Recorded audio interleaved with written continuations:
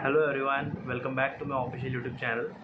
तो इस वीडियो में हम लोग types of sitting arrangement and puzzles का डिस्कशन करने वाले हैं। जैसा कि आप लोगों को पता है कि किसी भी बैंकिंग के बैंकिंग के प्रीलिम्स के एग्ज़ाम में सिटिंग अरेंजमेंट एंड पजल आपका सिलेक्शन में कितना एक वाइटल रोल प्ले करता है। तो इसीलिए मैंने ये वीडियो बनाया है ताकि जितने भी बिगिनर्स हैं उन तक ये बात पहुंच सके कि कितने टाइप्स ऑफ सिटिंग अरेंजमेंट होते हैं, कितने टाइप्स ऑफ पजल होते हैं, आपका क्या सीक्वेंस होना चाहिए अटेम्प्ट करते समय। जैसे मैक्सिमम बच्चे रीजनिंग में 35 आउट ऑफ 35 स्कोर कर लेते हैं, बट कुछ बच्चों को लगता है कि ये चीज़ पॉसिबल नहीं है, बट ये चीज़ पॉसिबल है। तो सीटिंग अरेंजमेंट एंड पजल का बाइफर्केशन आपको करना चाहिए। पहले तो आपको ये जानना चाहिए कि कितने types of seating arrangement and puzzle होते हैं। ठीक है, तो इस वीडियो में हम सारी उस चीज़ का डिस्कशन करेंगे कि आप किस तरीके से रीजनिंग सेक्शन में 35 आउट ऑफ 35 अटेम्प्ट कर सकते हो और पूरे आउट ऑफ मार्क्स इसमें स्कोर कर सकते हो, क्योंकि ये काफ़ी स्कोरिंग सब्जेक्ट होता है। ठीक है, तो वीडियो में एंड तक बने रहिए आप लोग। अभी मैं मेरा वीडियो ऑफ कर देता हूँ और हम सीधा डिस्कशन पे चलते हैं। जैसे types of sitting arrangement and puzzles और सीक्वेंस फाइल अटेम्प्टिंग। तो टाइप्स ऑफ सिटिंग अरेंजमेंट में मेजर मैंने इनको 8 टाइप्स में डिवाइड किया है। जैसा एक हो गया linear, circular, square, rectangular, triangular, parallel, certain and uncertain. अगर हम लीनियर की बात करें तो लीनियर में नॉर्मली बोला जाता है कि all the persons are facing north. First type तो ये हो गया। सेकंड टाइप में बोला जाएगा कि all the persons are facing south. ठीक है, और थर्ड टाइप में बोला जाएगा कि some are facing north and some are facing south. Conditions दी जाती है इसमें भी कि not more than 3 persons are facing north, not more than 4 persons are facing south, इस तरीके से। ठीक है, नॉर्मली लीनियर अरेंजमेंट में 8 से 10 लोगों को बिठाना होता है हमें। ठीक है, उसके बाद में सेकंड पे रखा है मैंने सर्कुलर को। सर्कुलर में मोस्टली 8 लोगों के बारे में ही बात होती है। 8 लोगों को हमको बिठाना होता है। जैसा 8 लोगों का अगर हम लेते हैं फॉर एग्ज़ाम्पल, तो 8 लोगों को हमको इस तरीके से बिठाना होता है कि क्वेश्चन में बोला जाता है कि ऑल आर फेसिंग इनवर्ड, या फिर क्वेश्चन में बोला जाता है कि ऑल आर फेसिंग आउटवर्ड, या तो फिर मिक्स भी होता है, some are facing inward, some are facing outward. ठीक है, तो बहुत लोग हैं ना, ऐसा पहले सर्कल निकालेंगे फिर एक एक ऐसा बिठाएंगे। ऐसा मत कीजिए, इसमें थोड़ा टाइम लगता है। आप नॉर्मली फास्ट में अगर आप सर्कल निकाल लेते हो तो ऐसे आप 4 लाइंस में आप 8 लोगों को बिठा सकते हो। ये डायग्राम आप काफ़ी फास्ट बना सकते हो, क्योंकि देखो 45 आउट ऑफ 35 अगर आपको अटेम्प्ट करना है तो यहाँ पे आपका एक एक सेकंड मैटर करेगा। ठीक है, तो जितना आप कम टाइम वेस्ट करोगे उतना आपको ज़्यादा टाइम मिलेगा आंसर सॉल्व करते समय। वैसे ही स्क्वायर सिटिंग अरेंजमेंट की बात करें तो स्क्वायर में भी कुछ लोगों को इनसाइड बिठाना होता है, कुछ को आउटसाइड बिठाना होता है। मोस्टली स्क्वायर सिटिंग अरेंजमेंट में जो कॉर्नर पे होते हैं वो एक तो सारे के सारे आउटसाइड देख रहे होते हैं, या तो फिर सारे के सारे इनसाइड देख रहे होते हैं। तो फिर जो बच्चे वाले हैं ये वाले उनके अपोजिट साइड्स में देख रहे होते हैं। ठीक है, मतलब जैसा एक स्क्वायर है, अगर ये लोग इनसाइड देख रहे हैं जो कॉर्नर पे है, तो ऑटोमेटिकली जो ये वाले लोग हैं ये आउटसाइड देखेंगे अगर मिक्स वाला आया तो। और यूजुअली यही इसी टाइप का आता है एग्ज़ाम में आपको। ठीक है, आजकल क्लरिकल में भी ऐसा ही मिक्स पैटर्न दिया जाता है, इनवर्ड आउटवर्ड वाला। उसके बाद में रेक्टेंगुलर है। ये उतना आता नहीं है एग्ज़ाम में, पर फिर भी आता है, कभी कभी आता है। और आजकल अभी तो एग्ज़ाम का लेवल बढ़ते जा रहा है तो आ ही सकता है। तो इसमें नॉर्मली 8 लोगों के लिए ही होता है। उसमें बोला जाता है कि 2 persons are sitting on the smaller side. जैसे आपको पता है कि रेक्टेंगुलर की ये दोनों स्मॉलर साइड है और ये वाली बिगर साइड है, और 3 persons are sitting on the bigger side each, ऐसा बोला जाता है।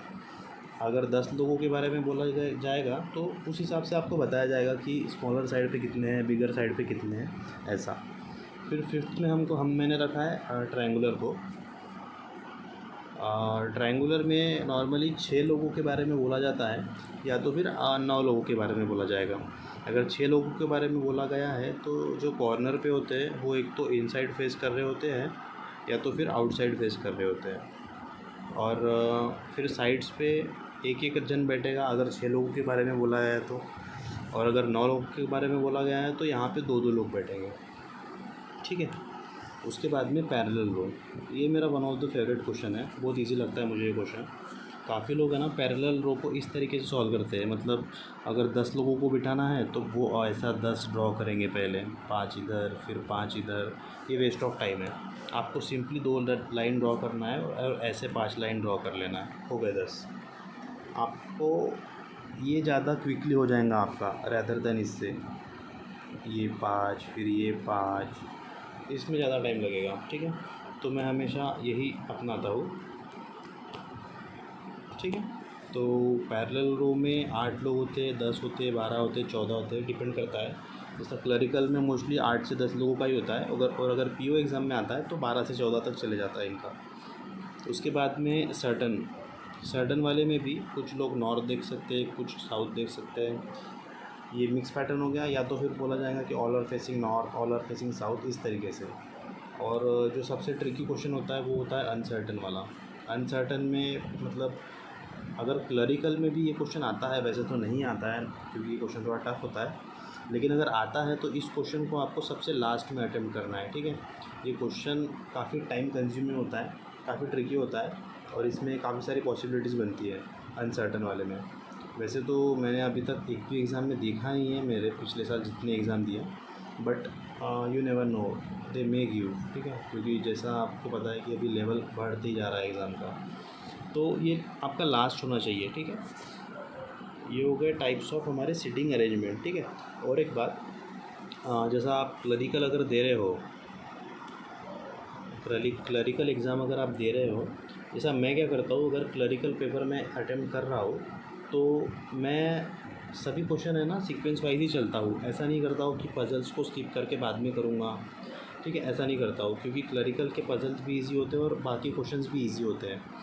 तो अगर आप बिगिनर हो और आपके सारे टॉपिक्स हो चुके हैं तो आप है ना स्टार्टिंग में ऐसा कीजिए कि बाकी सारे टॉपिक्स के क्वेश्चन आप पहले अटेम्प्ट कर लो और सिटिंग अरेंजमेंट एंड पजल को बाद में अटेम्प्ट करना है, ठीक है। लेकिन जैसे जैसे आपको प्रैक्टिस होती जाएगी वैसे वैसे आप धीरे धीरे है ना सब क्वेश्चन सीक्वेंस वाइज अटेम्प्ट करना क्लरिकल में।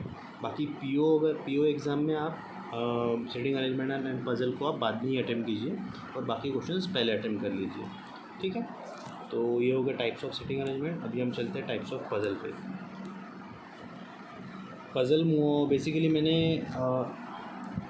8 टाइप्स में डिवाइड किए हैं। सबसे फर्स्ट है कंपैरिजन बेस्ड पजल, ठीक है। इसमें बोला जाता है कि जैसे 6 लोग हैं, 6 पर्सन्स आर देयर बोला जाता है, और फिर उनकी हाइट दी जाती है या फिर वेट दिया जाता है, उनकी हाइट या फिर वेट को कंपेयर किया जाता है यूजुअली, ठीक है। या तो फिर वो कोई अगर रेस में भाग रहे हो तो उनके बारे में बोला जाता है कि he is coming first, he is coming last, he is coming second, इस टाइप में बोला जाता है। ये हो गया कंपैरिजन बेस्ड पजल। फिर है डे बेस्ड पजल। इसमें कुछ नहीं, डायरेक्टली आपको Monday, Tuesday, Wednesday, Thursday, Friday, Saturday और संडे ऐसा लिखना है, और बाद में आपको कंडीशंस दी जाएंगी कि कौन से दिन पे जा रहा है, कौन से दिन पे आ रहा है जा रहा है, इस तरीके से दिया जाता है। थर्ड में month based puzzle. Month usually 7 होते हैं या तो फिर 8 होते हैं, ठीक है। ऐसा बोला जाता है कि 7 persons are going to office on 7 different months, या तो फिर going to picnic on 7 different months, इस तरीके से होता है, ठीक है। इसमें और एक चीज़ होती है कि one of the floor is empty, ठीक है। या तो फिर ये वाला मोस्टली फ्लोर बेस्ड में होता है, या तो फिर बॉक्स बेस्ड में भी होता है, ये वाला कंडीशन दिया होता है। आप जैसे जैसे प्रैक्टिस करोगे आपको उस हिसाब से ये कंडीशन दिखते जाएंगी एक एक, ठीक है। तो सारी चीज़ें आपकी प्रैक्टिस पे ही डिपेंड है। फोर्थ पे मैंने रखा है month and date based puzzle. ये क्वेश्चन यूजुअली आता ही आता है, पीओ के हर एग्ज़ाम में ये क्वेश्चन आता है प्रीलिम्स में, और क्लरिकल में भी आता है यूजुअली, मतलब अभी आने लगा है।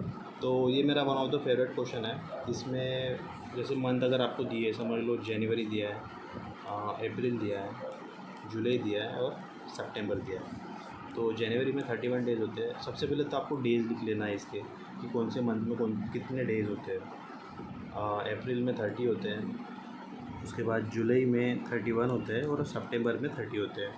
उसके बाद में दिया है इन्होंने मतलब 4 मंथ दिए, तो यूजुअली 2 डेट्स दी जाती है, 4 मंथ्स और 2 डेट्स मतलब 8 लोगों के बारे में यहाँ पे बोला गया है। तो डेट में भी एक इवन दी जाएंगी, एक ऑड दी जाएंगी। जैसी मान लो कि एक 14 है और तो दूसरी 15 है, ठीक है, इस तरीके से। तो आपको इस तरीके से अटेम्प्ट करना है। इसके ऊपर भी मैं वीडियो बनाऊंगा कि आपको किस तरीके से क्वेश्चन को सॉल्व करना है, ठीक है। मैं आपको सॉल्व करके भी दिखाऊंगा कि आप स्पीड में किस तरीके से कोई भी सीटिंग अरेंजमेंट या हो या पज़ल हो, मोस्टली 1.5 से 2 मिनट में आप सॉल्व कर सकते हो, और आपकी स्पीड अच्छी है तो, ठीक है। उसके बाद में फ्लोर बेस्ड पज़ल होता है। 7 फ्लोर्स होते हैं, 8 फ्लोर्स होते हैं या फिर 10 फ्लोर होते हैं, इस तरीके से। उसके बाद में इसका एक अपडेट वर्जन ऐसा है कि फ्लोर प्लस फ्लैट, मतलब 4 फ्लोर दिए तो 2 फ्लैट भी दिए रहेंगे, इस तरीके से। उसके बाद में बॉक्स बेस्ड पज़ल, ठीक है। कंडीशन बेस्ड पज़ल लास्ट रखना है, उसके पहले बॉक्स बेस्ड आता है तो बॉक्स बेस्ड सॉल्व करना है। ईजी होता है ये भी पज़ल सॉल्व करने के लिए। बॉक्स में यूजुअली आपको 9 बॉक्सेस देखने को मिलेंगे, 9। काफ़ी सारे क्वेश्चंस में आपको 9 बॉक्स ही देखने को मिलेंगे, मतलब मैंने जितनी प्रैक्टिस किया है अब तक, यूजुअली 9 ये नंबर बॉक्स बेस्ड के लिए होता है, ठीक है। उसके बाद में लास्ट है condition based puzzle. Condition based puzzle में कंडीशंस दी जाती है डिफरेंट, उस हिसाब से आपको उसका अरेंजमेंट करना पड़ता है। तो यही है सारे टाइप्स ऑफ पज़ल, और टाइप्स ऑफ सेटिंग अरेंजमेंट का तो मैंने आपको बता दिया है, ठीक है। अभी बहुत लोगों को डाउट आएगा कि हम अपनी स्पीड कैसे इंक्रीज़ करें, हाउ टू स्कोर 35 और 35 रीजनिंग, या तो फिर अदर टाइप्स होते हैं जो कॉन्सेंट्रिक होते हैं, या पेंटागन टाइप होता है, या एक्सेट्रा, ठीक है। तो देखो, सबसे पहले स्पीड आपकी प्रैक्टिस से ही आएंगी। जितना आप प्रैक्टिस करोगे उतनी स्पीड आएगी। तो इतने सारे क्वेश्चंस कहाँ से प्रैक्टिस करना है रोज़ रोज़, तो जैसा आप कोई भी एक चैनल फॉलो कर लो, जैसा मैं अड्डा 247 फॉलो करता हूँ।